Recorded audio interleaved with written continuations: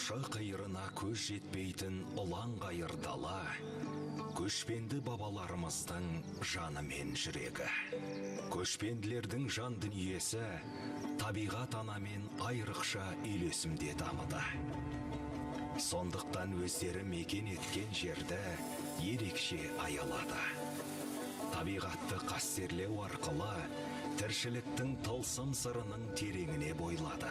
Ормандар мен тауларға, өзендер мен көлдерге, қоршаған ортаға ерекше мейіріммен қарады.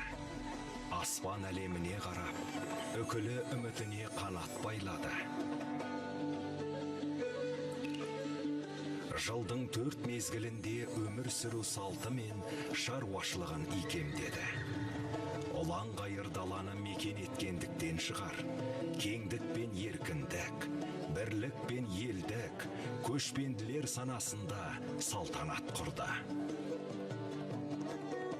Абызын ардақтап, өскелең ұрпағын адалдық пен тазалыққа, еңбек қорлық пен батырлыққа тәрбиеледі.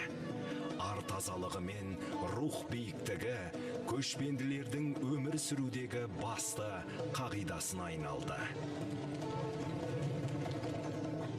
Шын мәнінде көшпенділер өркениеті мен рухани әлемі адамзат санасының дамуына серпін берген тарихи құбылыс болды.